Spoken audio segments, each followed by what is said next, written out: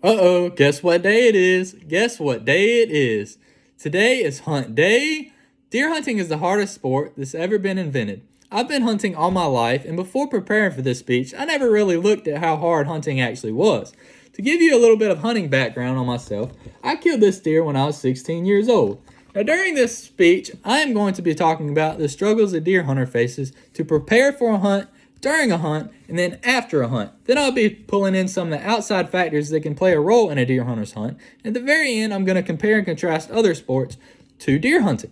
So, preparing for a hunt can be very time consuming. That is one of the biggest struggles of preparing for a hunt. So, the first thing that you want to do preparing for a hunt is find a deer sign, and this includes deer scrapes. Don't take it from me, take it from an expert that said whitetail bucks make scrapes to communicate by scents. Scrapes help bucks announce their presence, define their territory, and show they're ready to breed. This takes place during mating season. So once you find those deer scrapes, you want to put your camera up to make sure there's a buck coming there. So why would that be hard? Well, you have to set your cameras up. You have to set the time and the date, and you have to find a good place to put your cameras. Once you put those cameras up, then you can start bringing your tree stand in. Now, the tree stand is going to be very heavy, so you need to bring some help with you to set it up.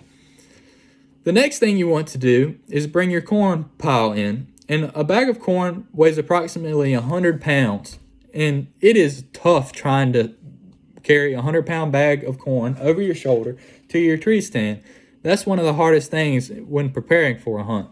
Once you get all your corn set up, your camera set up, then you want to cut a shooting lane. And this can take a lot of time and effort too.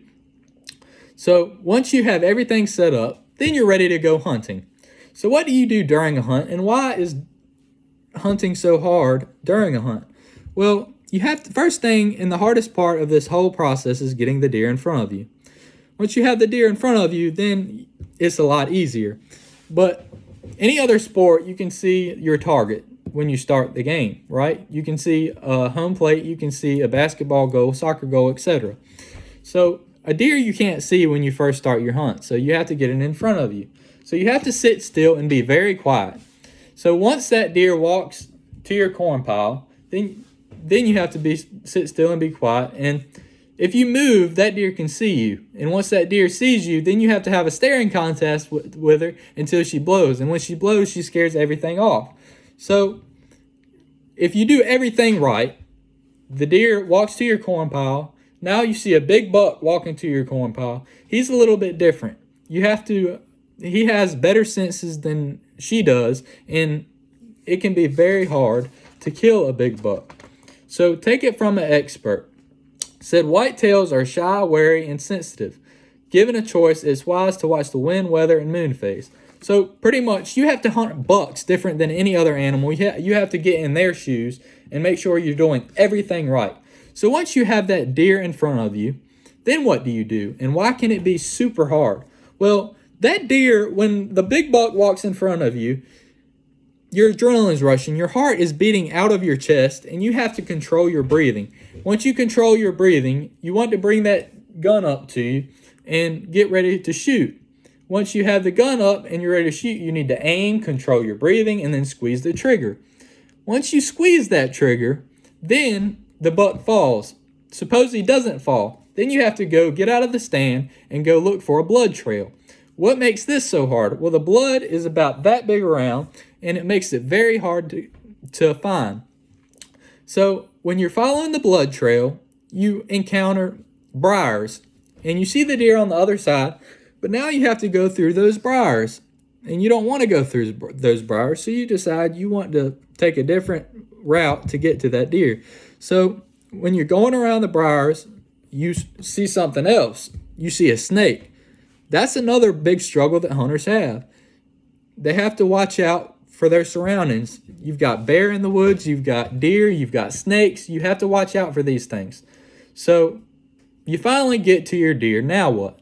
Well, now that deer weighs approximately 150 pounds. Some of the deer in the upper states, the northern whitetails, weigh 300.